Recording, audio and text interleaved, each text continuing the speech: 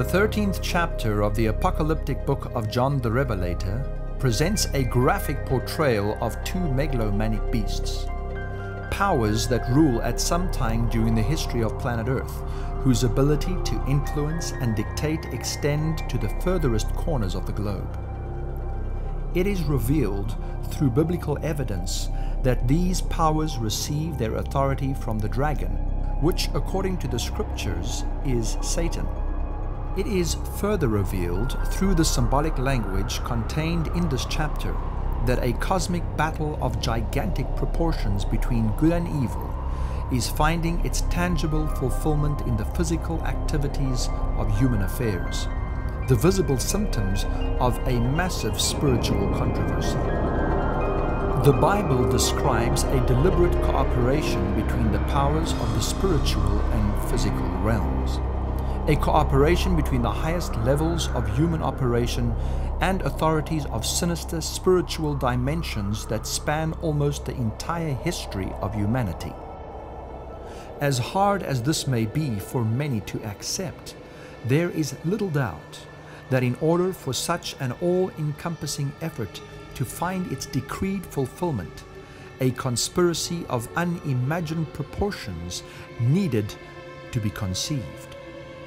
Indeed, only as we embark on an in-depth exploration of history will we be able to reveal the specific identity of the powers, human and otherwise, that are hidden in the cryptic descriptions of prophetic symbolism. In light of these considerations and current events, what you are about to witness could very well be one of the most significant and timely exposés of recent times.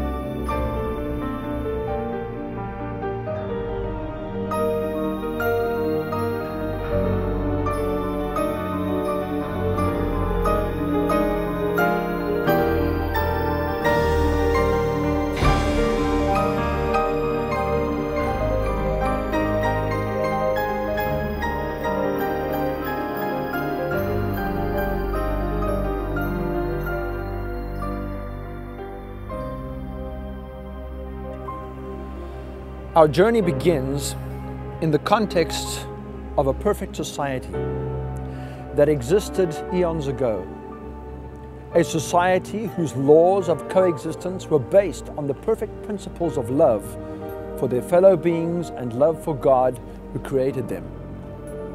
In this perfect society, where God gave every being the freedom to choose whether they would remain loyal to Him and His government or not, Lucifer, an angel of supreme authority and power, began to question the fairness of the government of God and aspired to put himself in the place of God. The war that followed this rebellion against the laws of God, resulting in the expulsion of Lucifer from heaven, along with a third of the angels that chose to side with him, ultimately shifted the focus of the battle to the human inhabitants of a newly created planet called Earth. Lucifer's strategy of destruction and revenge was comprehensive and multifaceted in its dimensions. But at the core of his plan was the desire to usurp the worship that belonged to God alone and direct it toward himself. From the very first insinuations presented to Eve at the tree of the knowledge of good and evil in the Garden of Eden, and consequently through succeeding ages, Lucifer has attempted to set up a counterfeit system of law and religious worship, very often in the process blending aspects of his own false system with characteristics of the true. This fallen angel, who now carried the dubious title of Satan, the Prince of Darkness, began to channel his ideas through human agents that not only communicated his deceptions, but became actively involved in establishing his cause in the real world. Direct links from present-day manifestations of his plan can be traced back to the post-antediluvian world and the Genesis account of the building of the Tower of Babel and the occult belief system that inspired its construction. Connected to this was the desire to establish a so-called perfect society based on satanically inspired ideals that would supposedly help man to escape the wrath of God should he ever decide to destroy the world again. Man's quest to control his own destiny and to worship a God that would give him freedom to define his own values and moral parameters was the central desire in his pursuit to bring all other humanity under his control and establish a new global order. Those throughout history who sought to implement this plan would stop at nothing, be it through deception or brute force, to realize their dream. A dream to rebuild the mythical city of Atlantis described by Plato 2,500 years ago and believed by many to have existed in the antediluvian world. And along with this, to re-establish the principles that guided that society. The question will no doubt be asked: who, what, and if anything, is involved in the pursuit of this apparently far-fetched occult agenda today? If such a mystical concept as a perfect Atlantean society is in fact believed in and being implemented, then who are the players and what powers, human or otherwise, might these players have at their disposal? Indeed, can history, the Bible, and the unfolding of present-day events really confirm the veracity of such an agenda? There are those who believe that this is not only possible, but that there is overwhelming evidence to establish it as fact.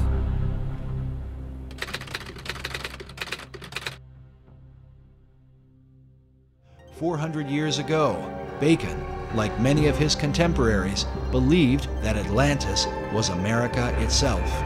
He was trying to lay a foundation for what could be accomplished in the New World. Bacon was the head of Freemasonry and Rosicrucianism. He had a huge influence through being the chief of the Rosicrucian fraternity at the time. He had a huge influence on the birth of modern Freemasonry. And many of those Rosicrucians actually went into Freemasonry at that time to lift it up to its new level.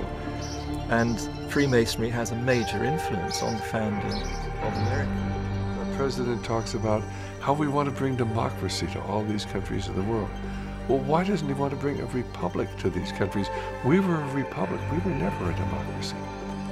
It is only the people from the mystery religions and the secret societies who are pushing this idea of world democracy, or this combination of enlightened nations, enlightened democracies to rule the world.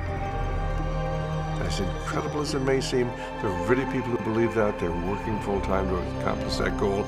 And until you understand that they are the primary force behind the wars of this last century and World War III, which we are entering into today, unless they understand that the whole idea is to create this reestablishment of what they would believe is lost Atlantis.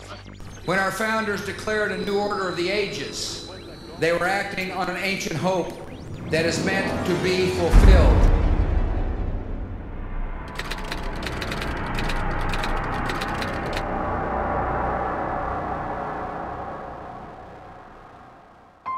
Various evidences may undoubtedly point to America as being the nation to fulfill the Luciferian dream of a new Atlantis.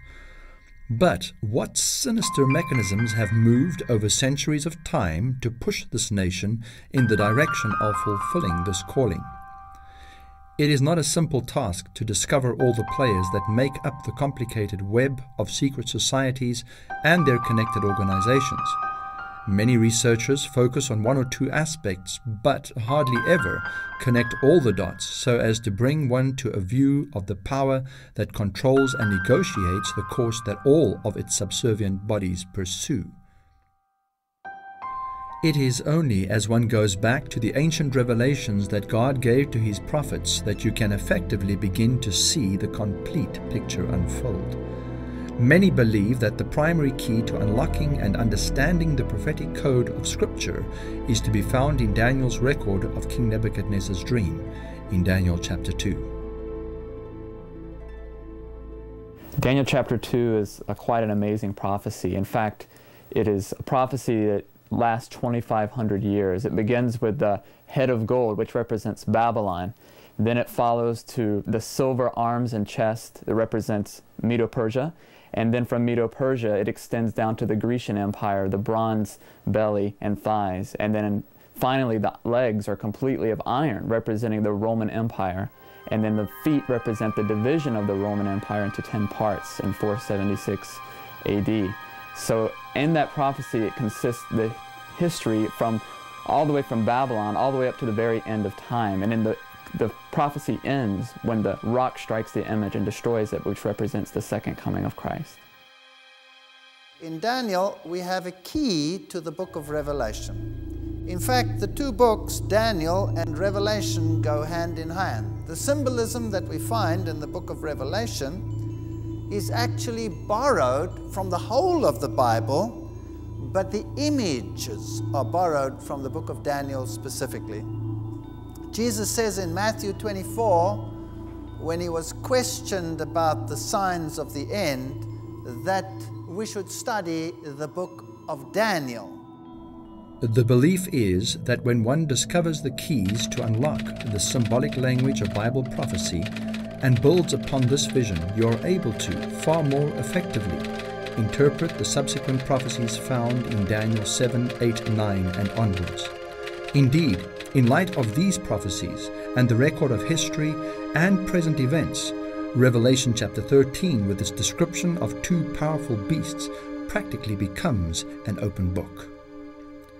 It is thus expedient, in order to accurately expose these baleful powers that have been attempting to manipulate the course of human history, to take a more comprehensive journey into the ancient writings of biblical prophecy. We have to use biblical criteria in order to deal with biblical things.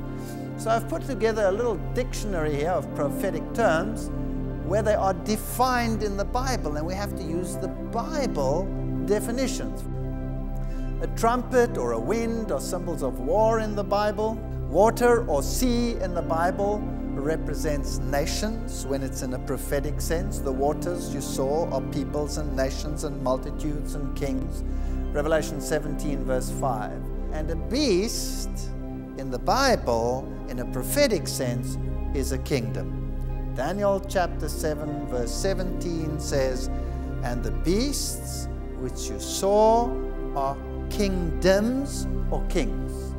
And a king stands for a kingdom. A horn in the Bible also represents a king or a kingdom.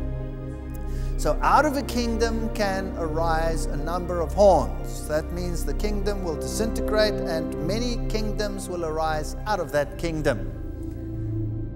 Daniel chapter 7 is a classic example of how God many times teaches in His Word. He will say something once, and then He will enlarge upon it, the repeat enlarge principle as it's called in the Bible. And we see the exact same order as we find in Daniel 2. For example, the first beast of Daniel 7, which is the lion with eagle's wings, represents Babylon. And then as you go to the next beast, which would be the bear, with 3 ribs in its mouth raised up on one side, it would represent Medo-Persia. And then the third beast is the leopard with 4 wings, representing the swiftness and speed in which the Grecian Empire came to power under the auspices of Alexander the Great.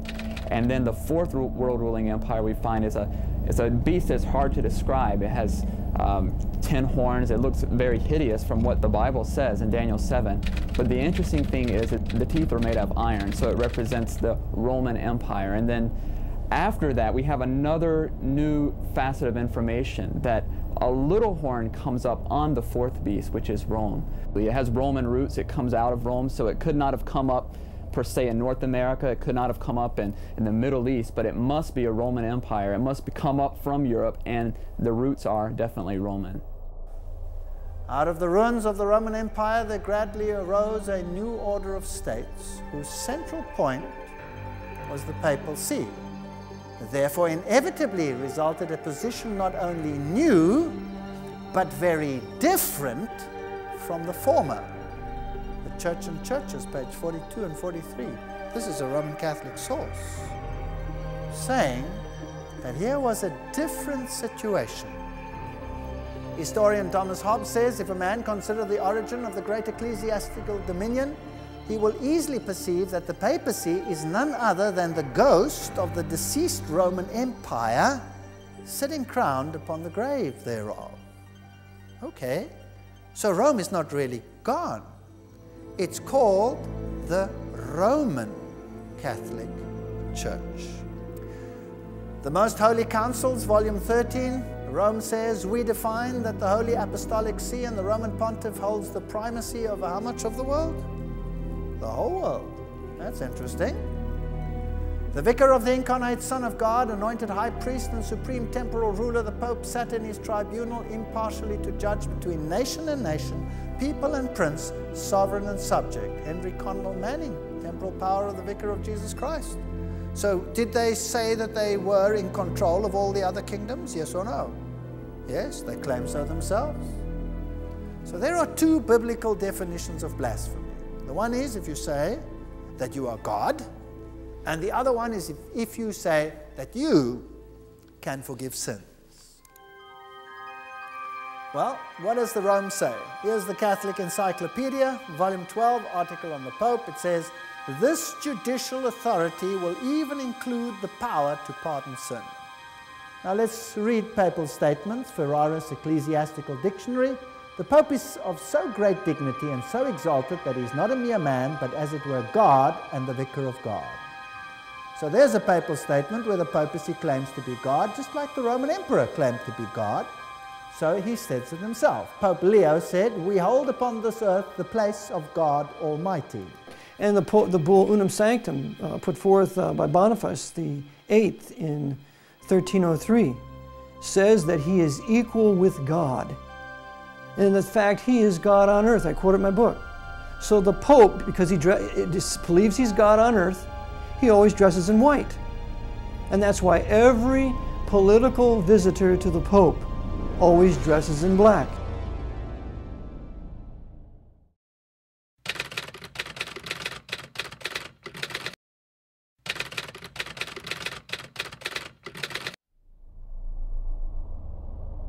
How would the papal system be able to infiltrate all other bodies, religious and political, to realize her agenda of global control? In this case, one does not have to look too far to begin to expose the methods and mechanisms by which she would accomplish this task. So we have this great Hegelian dialectic going on since 1536, when the Jesuit order was founded by Ignatius Loyola, when it was authorized by Pope Paul III in 1514, when it was brought into the papacy. And now we have this war of the Reformation and Reformed countries, including the Bible, which is the foundation for all Reformed countries, warring against the Counter-Reformation, Ignatius Loyola and his Council of Trent, and his hatred for the Bible and getting it out of the hands of the people. The Jesuits had really assumed universal political power by 1750. And the huge fortune that the order was amassing was then used to finance things like the 30 Years' War, to wipe out the Protestants of Europe. And so the Jesuits had this huge, tremendous financial power.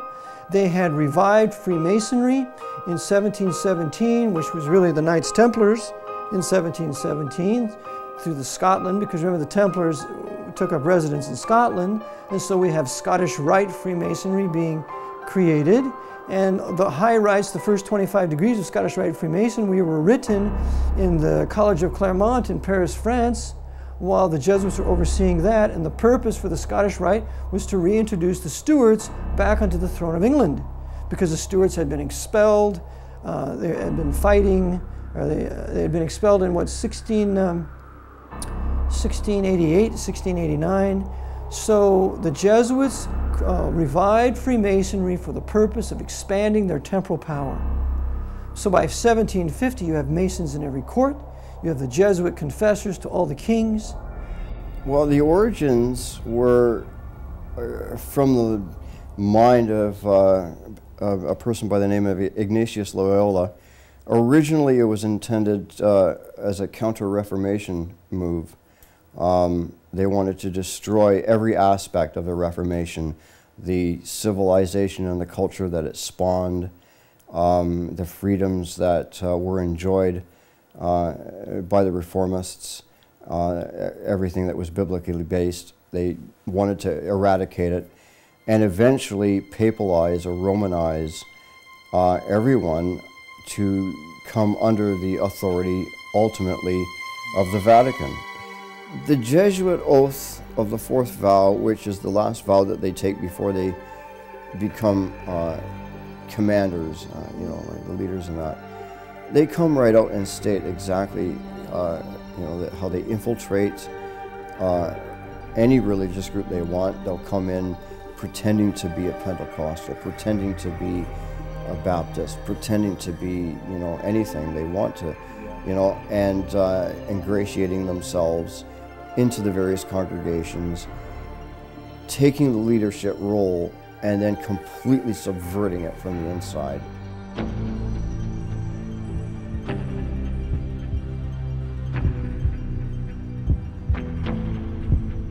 I now, in the presence of Almighty God and you, my ghostly Father, the Superior General of the Society of Jesus, founded by St. Ignatius Loyola, do by the womb of the Virgin and the matrix of God and the rod of Jesus Christ, declare and swear that His Holiness the Pope is Christ's Vice-Regent and is the true and only head of the Catholic or Universal Church throughout the earth.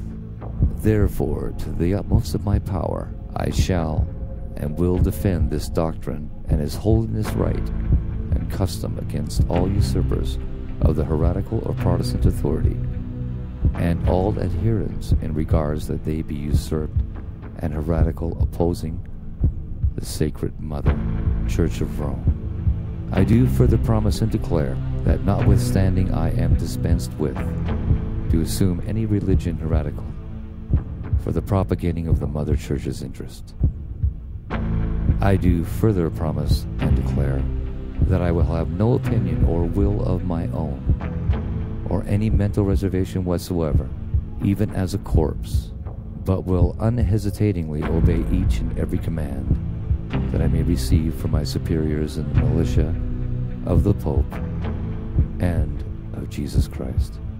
I furthermore promise and declare that I will wage relentless war, secretly or openly, against all heretics, Protestants, and liberals, to extirpate and exterminate them from the face of the whole earth, and that I will hang, burn, waste, boil, and flay, and strangle and bury alive these infamous heretics, rip up the stomachs of the wombs of their women, and crush their infant heads against the walls, in order to annihilate forever their execrable race.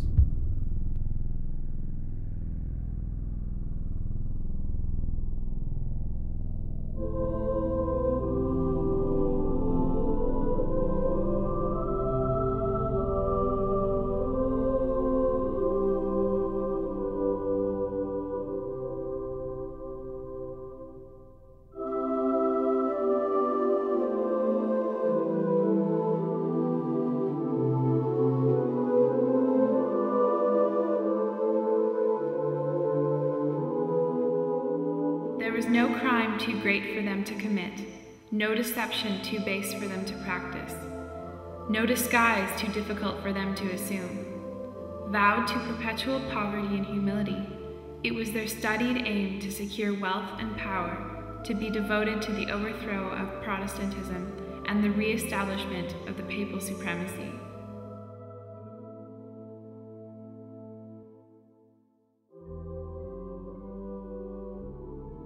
Every cardinal, archbishop, and bishop in the Catholic Church takes an oath of allegiance to the Pope, in which occur the following words: heretics, schismatics, and rebels to our said Lord, the Pope, or his aforesaid successors, I will to my utmost persecute and oppose.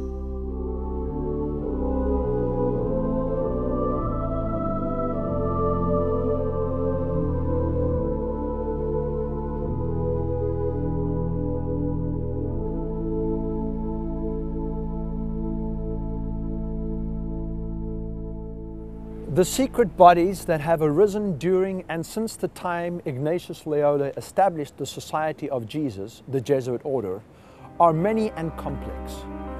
The secret societies such as the Freemasons, Illuminati Jacobins, the Rosicrucians, and the notorious Skull and Bones, numerous though they may be, it is the educated belief of many that these organizations are but the servants of the Jesuit order and thus naturally, knowingly or unknowingly, the vassals of Papal Rome. The connection between the secret societies and clubs has been well established by many leading researchers. Now, Gary H. Carr, in his work En route to global occupation, puts it this way. He says there were the ancient mystery religions which come from Babylon, and they were pantheistic, of course, which means God is in nature, God is in everything, which in effect makes us God then too. This was inculcated in Kabbalism, was taken over in the Christian era in what is called Gnosticism, and the Knights Templars were the inner secret core that had the ancient knowledge of the mystics. This was carried further through Rosicrucianism, Freemasonry, and the Illuminati, which, according to Gary Carr, controls Marxism, American European secret societies and political societies, international banking, and the World Council of Churches. Now, the Templars, they had their secret inner information inculcated in the Rosicrucians and the Jesuits. The Jesuits, again, formed and created Freemasonry. And Freemasonry was created as the Protestant arm of the Roman Catholic Church. Unbeknown to them, beguiled, fooled, if you like, into doing the work that Rome wanted them to do, so that Rome could sit in the background while Freemasonry did it for them. Louis XV said to Jesuit General Lorenzo Ricci, he said, please let the Jesuit order change some way. And Lorenzo Ricci said, let them be as they are, or else not be. So the Jesuits never changed. So what did they do? They went underground, and they started a series of networks. And one of those networks was the Bavarian Illuminati, because Bavaria was the strongest Jesuit stronghold north of the Alps, which throws light on who really started the Nazi war machine out of Bavaria. So the Jesuits start the Illuminati with Adam Weishaupt out of Bavaria, and they then import the French Revolution into France because the Jesuits were protected during their suppression by the Lutheran, or Frederick the Great, and by the Russian Catherine the Great. So the Jesuits are protected by a Russian monarch and by a German monarch, a Lutheran monarch, which Frederick should have never done. But you see, Frederick was the head of all Freemasonry on the continent. And so the Jesuits used Frederick then to write the last 8 degrees up to the 33rd degree. Frederick starts the Council of the 33rd degree, and then it was the work of Frederick and the Jesuits who ultimately they imported the French Revolution into France through the Grand Orient Lodge. Because now we have what's called Illuminized Freemasonry.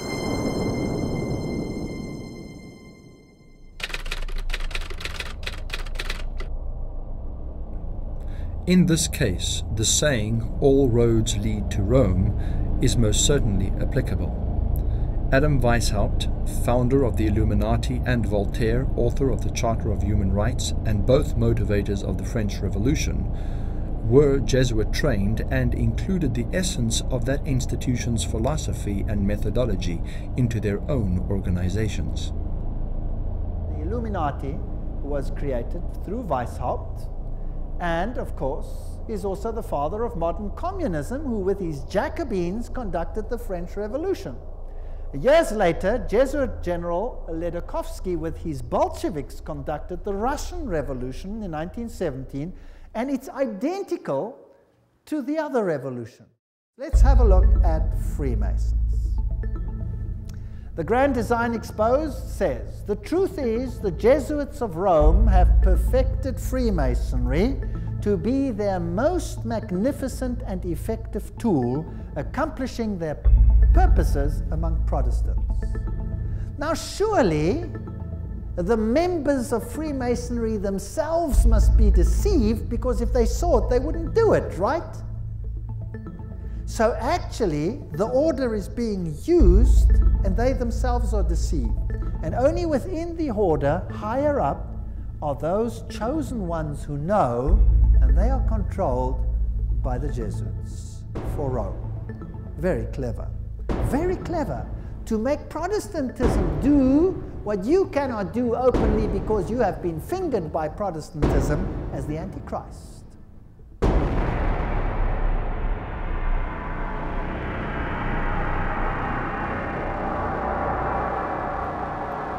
Based on these evidences, the religio-political claims of the papal system and the prophetic time frames given for her rule, many modern-day biblical scholars and researchers into secret subversive organizations have concluded that no other institution other than Rome can fit the prophetic profile.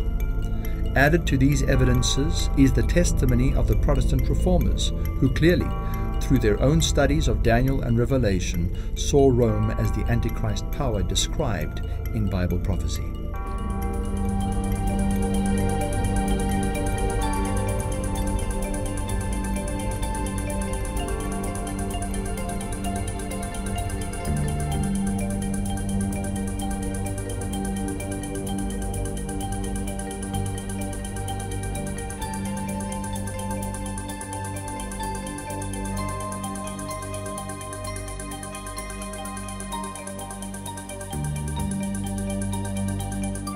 When studying the book of Revelation chapter 13 and applying the principles of interpreting prophetic symbolism, the full impact of what begins to unfold in Daniel and the direct connection it has to this very era starts to become frightfully clear. The first beast of this chapter, that contains elements of a leopard, a bear, and a lion, seem to indicate that John is seeing the primary elements of the vision of Daniel 7 in reverse. These powers of past and qualities of their systems, judicial, political, and religious, survive in the institutions that arise after them, most specifically in the kingdoms and nations that now fall under the authority of papal Rome. So this is a conglomerate beast having components, philosophies if you like, of Medo-Persia, Greece, Rome, and Babylon. And it speaks with the mouth of a lion. In Daniel 7, we have all of these beasts described in detail.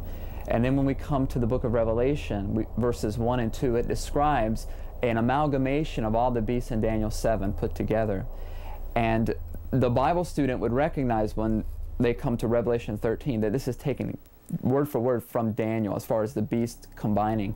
And not only that, the description of the little horn power in Daniel 7 is the same description we find in Revelation 13. For example, one of those criteria is that it would receive worship, it would speak blasphemy and all sorts of different things, and those are all found in Revelation 13. In Daniel chapter 7 and in Revelation 13, we see the same time period emphasized. The 1,260 days. It's described 7 times in the Bible in many different ways. Time times half a time, 42 months. And we see this exact same time period mentioned in Revelation 13, which describes how long the papal supremacy would be in power from 538, the decree of Justinian, to 1798 when the papacy was dissolved of its political power, when Berthier marched into Rome and took the Pope captive. So we find all of those clues right there in both of the chapters, Daniel 7 and Revelation 13. Labanca, professor of history at the University of Rome, says, to the succession of the Caesars came the succession of the pontiffs in Rome. Stanley's history says the popes filled the place of the vacant emperor at Rome, inheriting their power, prestige, titles from paganism. Constantine left all to the Bishop of Rome, which is not true, but nevertheless, the papacy is about but the ghost of the deceased Roman Empire sitting crowned upon its grave. So the legally recognized supremacy of the Pope began in 538 AD and then went into effect the emperor's decree, as I have said, where he was the corrector of heretics. So Rome today still claims to be the sole one who can determine what you should believe, because the papacy claims infallibility. He even has the title Pontifex Maximus, which belonged to the Roman emperor. So in effect, the Pope is the emperor of Rome today. I saw one of his heads, as it were, wounded to death. So there is a mortal wound. And his deadly wound was healed, and some in the world wondered after the beast. Oh no, it doesn't say that. It says, all the world wondered after the beast. Revelation 13:7 says, and power was given him over all kindreds and tongues and nations. That's scary. Rome will control the entire world. The same characteristics found in Daniel 7 once again serve to describe this beast of Revelation 13. The period of rule, this time denoted in months, is identical, and thus students of prophecy who use the historicist method of prophetic interpretation conclude that this is a description of the Catholic institution that now, according to greater revelation, receives a wound that later on is healed. When this wound was given in 1798, at the time of General Berthier's entrance into Rome, the captivity of the Pope and the abolishment of the papal government, most observers believed at that time that it signaled the end of Roman Catholic rule. But in 1929, Mussolini and Gaspari signed an historic pact that once again returned to papal Rome her sovereign nation status. The implications of these events and the prophetic revelations of chapter 13 are hard to avoid. Not only does papal Rome rule for the 1,260 42-month period, but its authority is once again revived, not only through the actions of Mussolini and Gaspari in 1929, but through the help of another beast. A power that arises out of the earth and causes the whole earth to follow Rome in her new revived form. Many believe that the identity of this second beast can only be applied to the United States of America, the new Atlantis of the mystics that would bring about the final realization of a new world order. Revelation chapter 13 verse 11 states, and I saw another beast coming up out of the earth, and it had two horns like that of a lamb, and he spoke like a dragon.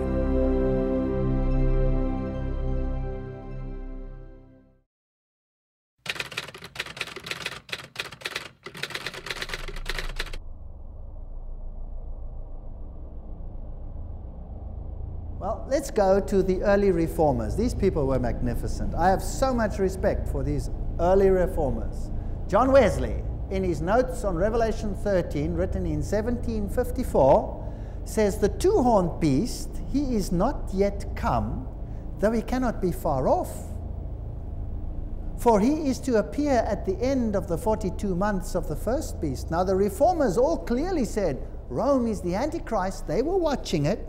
And now they say, well, this other beast can't be far off. Let's have a look at the rise of the United States and see if it fits. The Declaration of Independence was in 1776. The independence was acknowledged by the nations of the world in 1783. In 1787, a Constitution of the United States was framed. 1791, the Bill of Rights was added. And in 1798, the very year that Rome receives a mortal wound, France, the mightiest power in Europe at that time, recognizes the independence of the United States. So the same nation that gives the papacy a mortal wound, in the same year recognizes the United States. America was founded as a Christian nation, but it was also founded as an occult nation. And there have always been two parallel forces here in America. One the Christian, one the occult, dating back into the 1600s. And until you understand that, you can't understand anything going on in the world today. From the very beginning, those who were trying to establish the nation of America and formulate the laws that would govern her people were caught between two agendas. The one agenda had lamb-like qualities that sought to avoid repeating the oppressive history of a Europe ruled by papal religio-political authority. The other agenda, although it outwardly preached liberation, was striving to set up an occult-inspired order that would finally lead all nations back to Rome. In Rome, all the mystery religions, from ancient Babylon and Egypt to the various other pagan cultures whose spiritual roots went back to the Tower of Babel, found their fulfillment. In her and under her supervision, and only under these circumstances, would man be able to experience 1,000 years of peace, the fulfillment of the Aquarian dream and its new Atlantean society. Rome fought hard to destroy the lamb-like attributes of the American Constitution. Through her secret army, the Jesuits, and the various other sinister organizations she controlled, she infiltrated American society and government, and where necessary fomented discord, controversy, and division. President Abraham Lincoln said of her involvement in the Civil War, "The Civil War would never have been possible without the sinister influence of the Jesuits. We owe it to popery that we now see our land reddened with the blood of our noblest sons. Through all their councils, theologians, and canon laws, their conscience orders them to burn my wife, strangle my children, and cut my throat when they find their opportunity. Sooner or later, the light of common sense will make it clear to everyone that no liberty of conscience can be granted to men who are sworn to obey a pope who pretends to have the right to put to death those who differ from him in religion." Rome held the American Constitution, its separation of church and state, and the privilege of people to enjoy freedom of religion in contempt.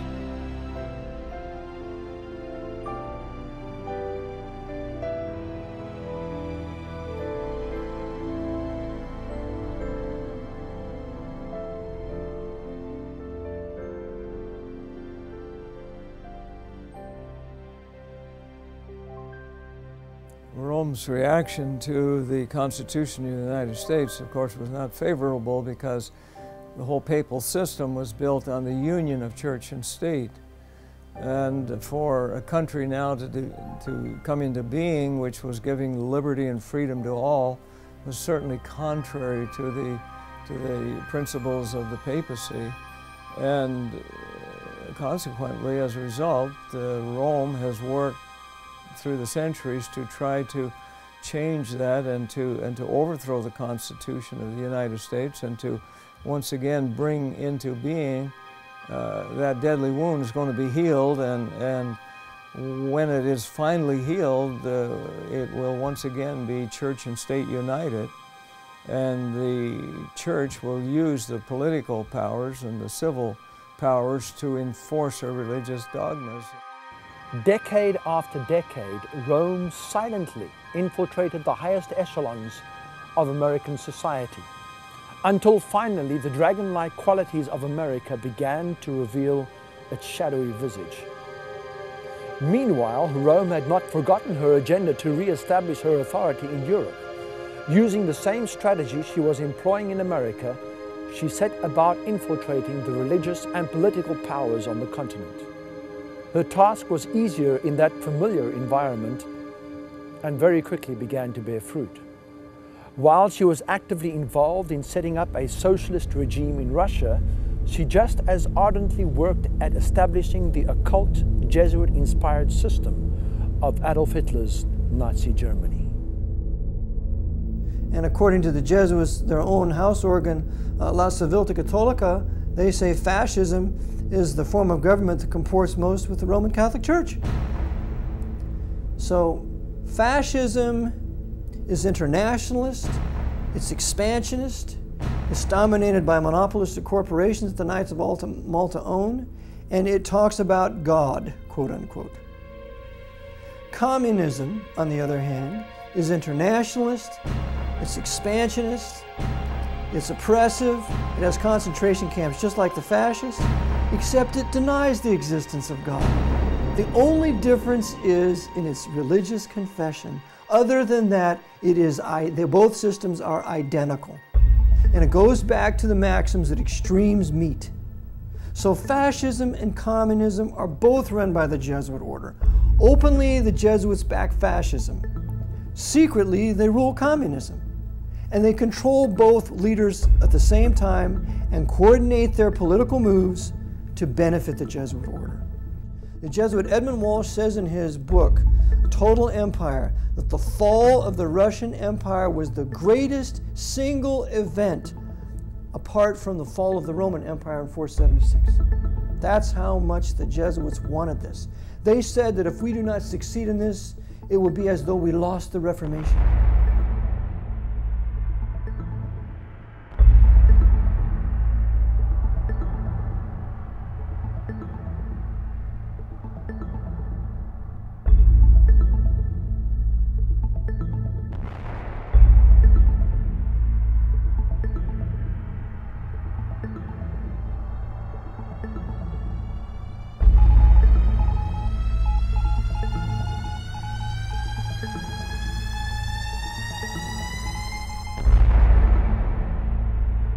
World War II was an opportunity that Rome could not afford to bypass.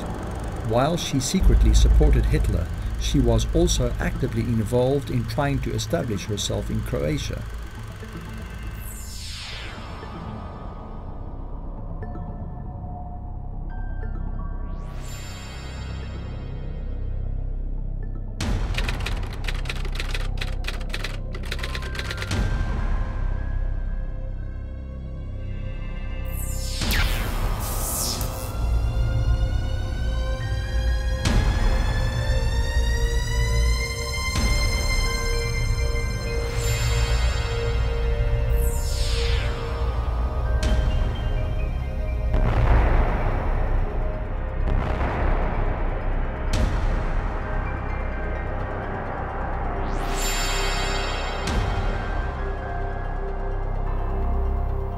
One-third of the Serbs we shall kill, another we shall deport, and the last we shall force to embrace the Roman Catholic religion and thus melt them into Croats. Corpses of children starved to death in the notorious concentration camp of Jasenovac, one of whose commandants had been ordained, a Franciscan monk, Father Filipovic. Ante Pavlovich, President of Croatia, during World War II, wanted by Yugoslavia for the killing of 700,000 Serbs and Jews during his 3.5 years as the Axis Viceroy. Until now, we have worked for the Catholic faith with the prayer book and with the cross. Now the time has come to work with rifle and revolver.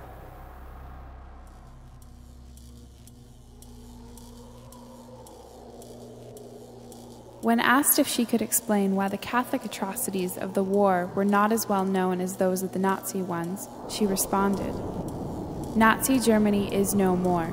The Catholic Church is still here with us, more powerful than ever, with her own press and the world press at her bidding. Anything published about the atrocities in the future will not be believed."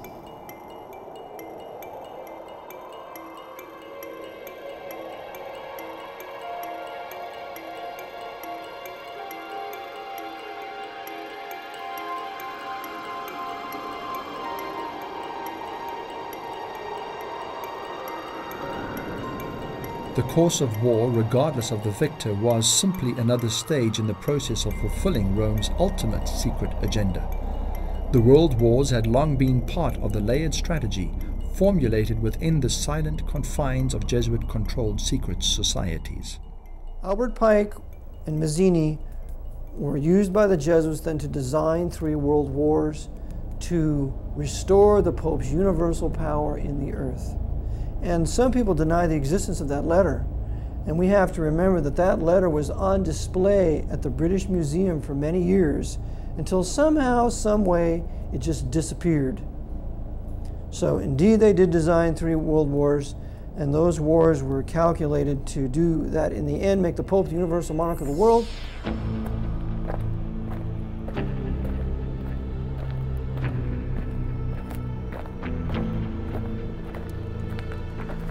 The aftermath of war presented Rome's global henchmen with a golden opportunity to institute another mechanism that would take the world one step closer to a global New World Order. Spiritualists such as Theosophy's New Age prophetess Alice Bailey and world thought leaders such as Robert Muller, Teilhard de Chardin, Arthur Balfour and Hess had long predicted the coming of an age of global peace that would prepare the way for the coming of the New Age Christ. The establishment of the United Nations was immediately recognized as the tool for accomplishing this end. It was clear to those at the helm of the UN's mission what their ultimate purpose encompassed.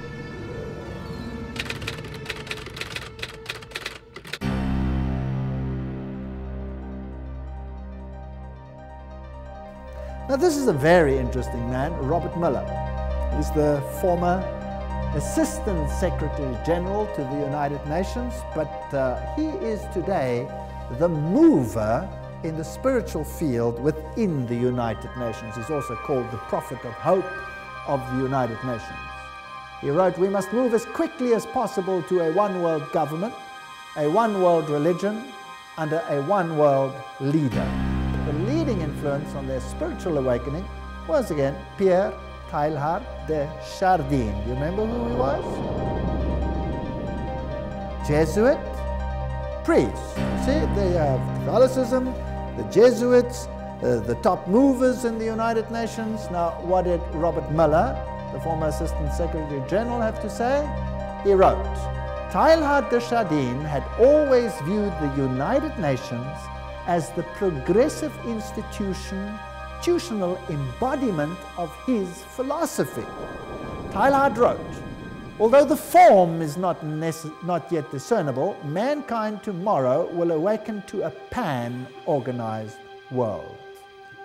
And Robert Muller writes, "Any Teilhardian will recognize in this the spiritual transcendence which he announced so emphatically as the next step in our evolution.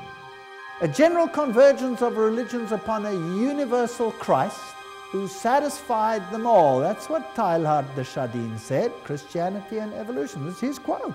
His quote. So a convergence of religion that satisfies them all. And he saw the United Nations as the embodiment of this philosophy. That seems to me the only possible conversion of the world and the only form in which a religion of the future can be conceived. Robert Muller writes in World Core Curriculum the following. Now this is stunning. "The underlying philosophy upon which the Robert Muller School," now what is the Robert Muller School? We'll have to come to that. Robert Muller School is the education program for the entire world as will be enforced by the United Nations. That's scary. Let's read on. "The underlying philosophy upon which the Robert Muller School is based will be found in the teachings set forth in the books of Alice A. Bailey." Hello? The books of Alice A. Bailey were published originally by Lucifer Publishing Company, which, because of all the flack, they changed to Lucis Trust. Isn't that correct? The school is now certified as a United Nations associated school providing education for international cooperation and peace. Alice A. Bailey claimed evidence of the growth of human intellect along the needed receptive lines for the preparation of the New Age can be seen in the planning of various nations and in the efforts of the United Nations to formulate a world plan. From the very start of this unfoldment, 3 occult factors have governed the development of all these plans. Within the United Nations is a germ and seed of a great international and meditating reflective group.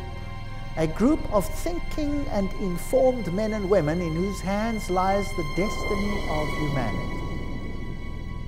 While the UN became the visible institution for accomplishing global political security through the creation of its global one-world government, Rome, on the other hand, enthusiastically put into motion her agenda to unify, through the ecumenical movement, the various Christian denominations and, finally, when the time was right, to lead them and ultimately all faiths back to Mother Rome. And of course, behind the scenes, always, you have the papacy. And then the churches come together in Assisi in 1986.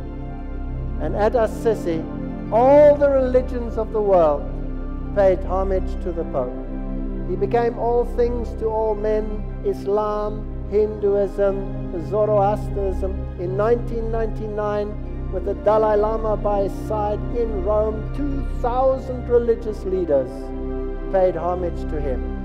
And they all agreed in condemning who? Christian fundamentalists who abuse speech and whose efforts at converting others incite hatred and violence. All present were in accord on 2 key points. John Paul II was endorsed by consensus as the planet's chief spiritual overseer, and religious fundamentalists who refuse to go along with the global ecumenical movement are to be silenced. They must be denounced as dangerous extremists full of hate. And then they come and bow down and pay their homage according to the inscription we just read. And the rock band is Italy's band. Music.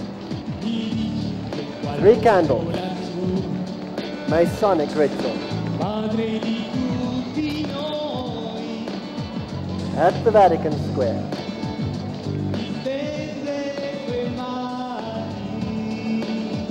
Dalai Lama. The Orthodox, the Muslims, the Eastern religions, sun worship, Zoroastrianism, all of them bowed down to him.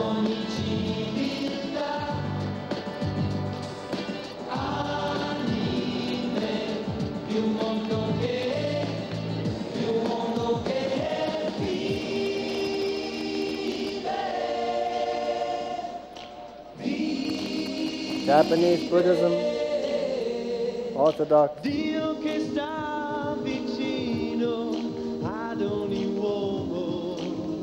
When they do something, they do it well.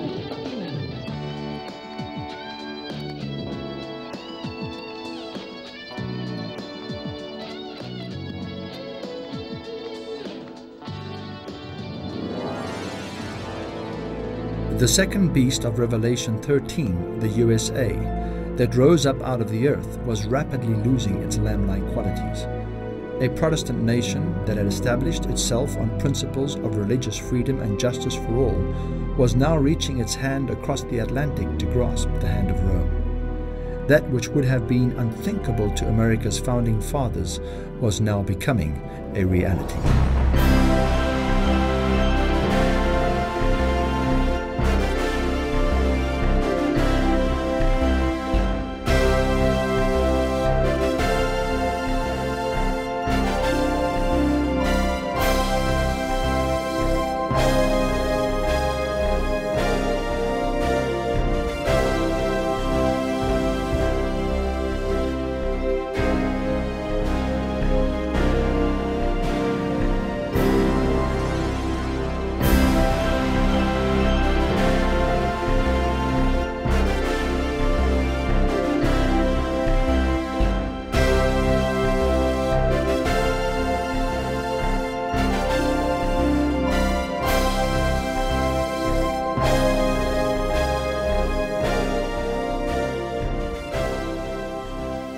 Protestantism shall stretch her hand across the gulf to grasp the hand of the Roman power, our country shall repudiate every principle of its constitution as a Protestant and Republican government.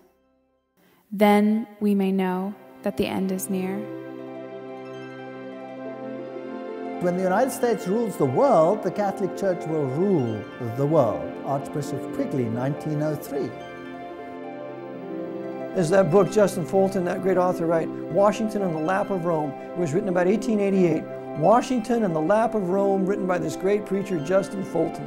And it shows how he calls it Rome on the Potomac, completely controlled by the Archbishop of Baltimore. There was a secret wire between Baltimore and the White House telling the president what to do, at least since the days of Grover Cleveland. Ronald Reagan was the one who started off making a deal which started to contravene the Constitution of the United States. Harry Truman tried to do that in 1951. He got such a blast, even from the pulpit by his own minister, when he wanted to recognize the Vatican, that he dropped it. But Ronald Reagan, no problem, he just did it. One of the earliest goals as president, Reagan says, was to recognize the Vatican as a state and to make them an ally. That's contrary to the American Constitution. So by 1987, Pope John Paul visits the United States. President Reagan meets him and he says, "As you exhort us, we will listen." This is not separation of church and state.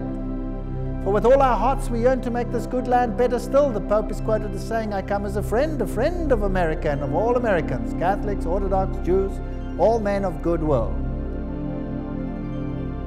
2,000 years ago, John recorded regarding the second beast of Revelation 13, "And he exerciseth all the power of the first beast before him, and causeth the earth and them which dwell therein to worship the first beast, whose deadly wound was healed. And he doeth great wonders, so that he maketh fire come down from heaven on earth in the sight of men, and he deceiveth them that dwell on the earth by the means of those miracles which he had power to do in the sight of the beast, saying to them that they should make an image to the beast, which had the wound by the sword and did live." Protestant America, a nation whose founding fathers clearly understood the nature and danger of Rome and who ardently sought to prevent her from gaining ascendancy in North America, would ironically become the very power to finally lead the whole world back to Rome. One of the prime reasons for the existence of America, freedom from papal oppression, would now become that which she would seek to make null and void. Directors of the CIA, justices of the Supreme Court, military leaders and heads of state, now, whether they realized it or not, became the vassals and puppets of a diabolical system that sought only supremacy and freedom for herself alone. 2,400 of his faithful here to welcome him. He's waving to the crowd.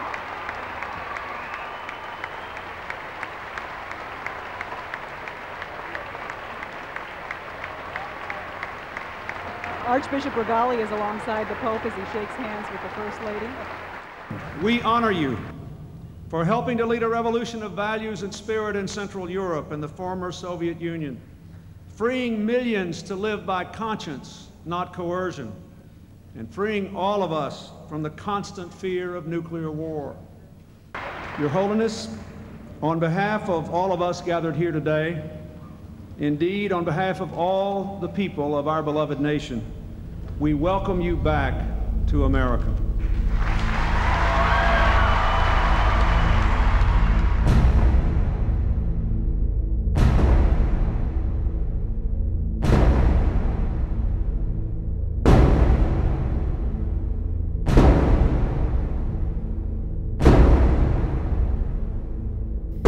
The people of the United States have been a favored people, but when they restrict religious liberty, surrender Protestantism, and give countenance to popery, the measure of their guilt will be full. National apostasy will be registered in the books of heaven.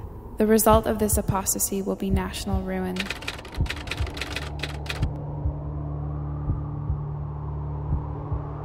The push toward instituting the Roman image in America was not just confined to political and judicial quarters. religious leaders, knowingly or unknowingly, under the auspices of spiritual unity and in the cause of bringing the nation back to God, would begin pushing for religious legislation and a tighter unity between church and state. One of the major pleas is a call to legislate Sunday sacredness. Little do the churches of the Christian world realize that by legislating Sunday, they will be writing into law the very mark and seal of papal authority.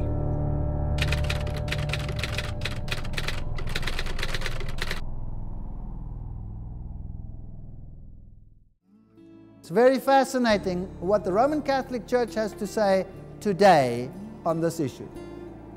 Most Christians, it comes straight from them, not from me. I didn't make this up. Most Christians assume that Sunday is the biblically approved day of worship. The Roman Catholic Church protests that it transferred Christian worship from the biblical Sabbath, Saturday, to Sunday, and that to try to argue that the change was made in the Bible is both dishonest and a denial of Catholic authority. If Protestantism wants to base its teachings only on the Bible, it should worship on Saturday. It was upon this very point that the Reformation was condemned by the Council of Trent. Wow! Did you know that the whole Reformation failed at the Council of Trent because of the Sabbath issue? The Protestants claim to stand upon the written word only. They profess to hold the Scripture alone as the standard of faith. They justify their revolt by the plea that the Church has apostatized from the written word and follows tradition. Now, the Protestants claim that they stand upon the written word only is not true. The profession of holding Scripture alone as the standard of faith is false. Proof. The written word explicitly adjoins the observance of the seventh day as the Sabbath. They do not observe the seventh day, but reject it. That was his argument. If they truly hold to the Scriptures alone as their standard, they would be observing the seventh day, as enjoined by the Scriptures. Yet they not only reject the observance of the Sabbath enjoined in the written word, but they have adopted and do practice the observance of Sunday, which they have only tradition of the Church.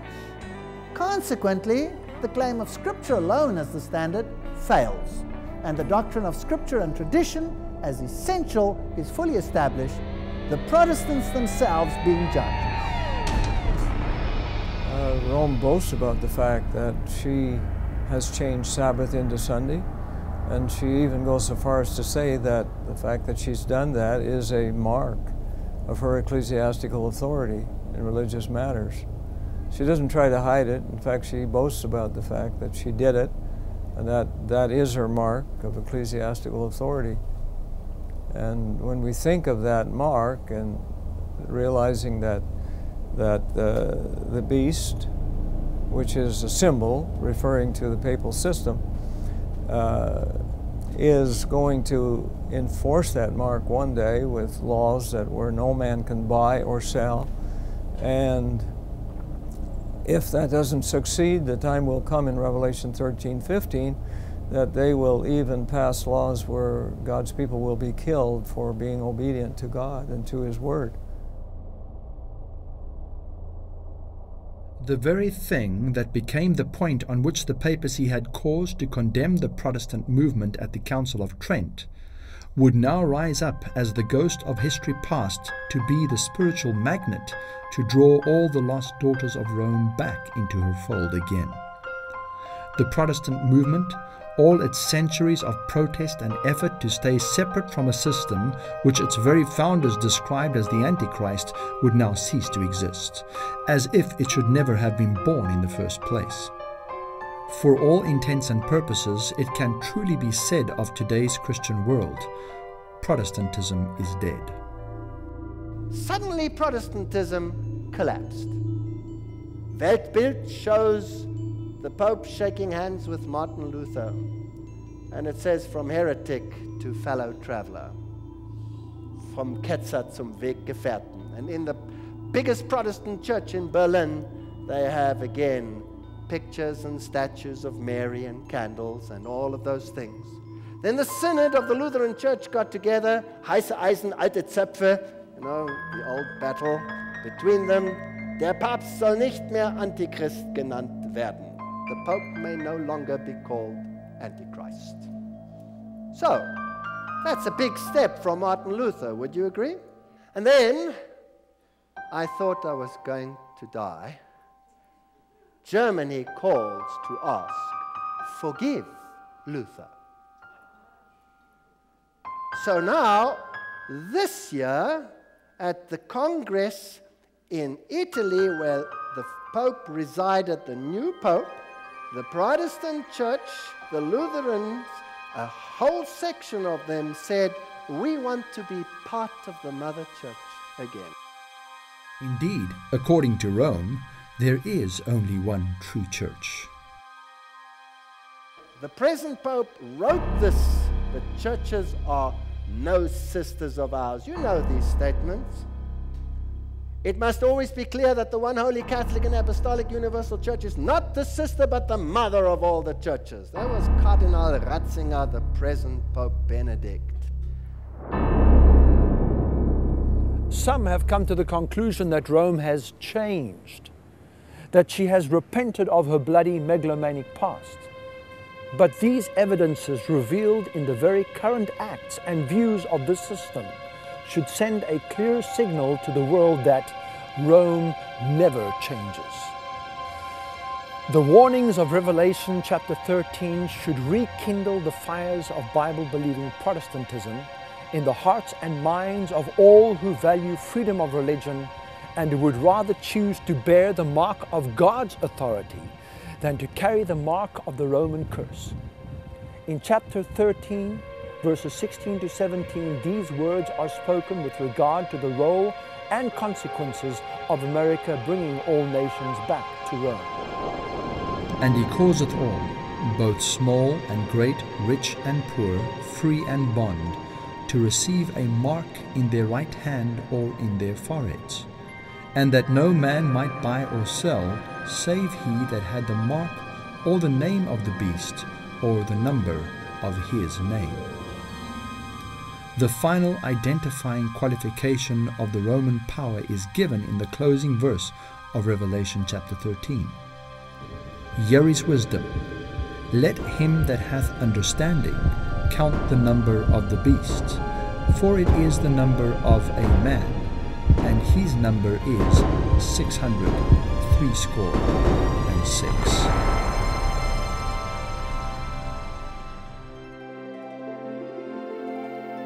In homage to the papacy, the United States will not be alone. The influence of Rome in the countries that once acknowledged her dominion is still far from being destroyed.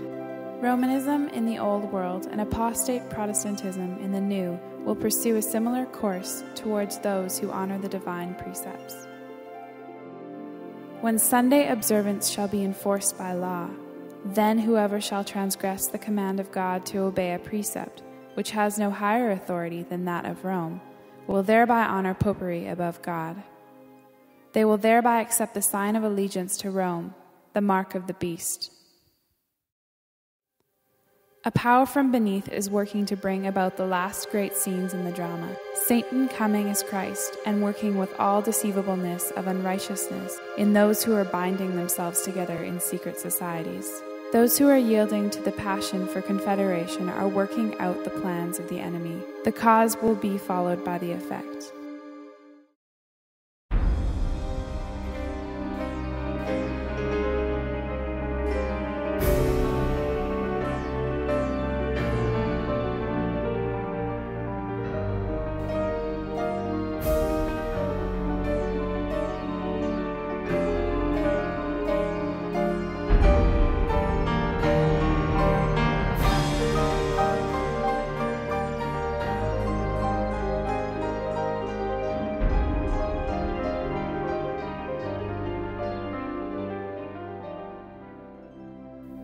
While many leaders are active agents of Satan, God also has his agents among the leading men of the nation.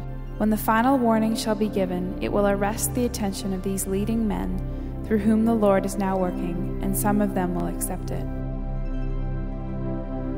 It is not without reason that God has given us the prophecies of Scripture. They are not a closed book that God has forbidden man to try to understand.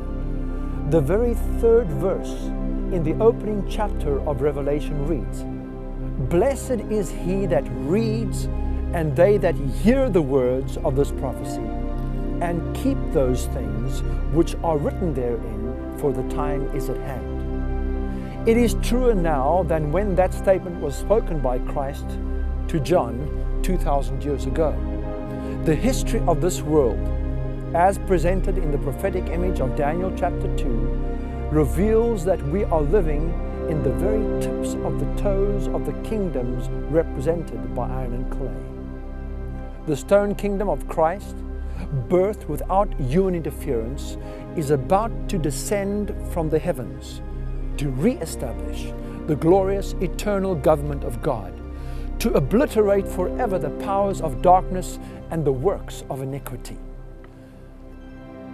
Which kingdom will you be subject to? Whose mark of authority will be inscribed in the recesses of your brain and manifest in the action of your hands? How long, asked Elijah all those thousands of years ago on Mount Carmel, in the presence of all of Israel, the prophets of Baal, and King Ahab? How long, he asked, halt ye between two opinions? If the Lord be God, follow him. But if Baal, then follow him.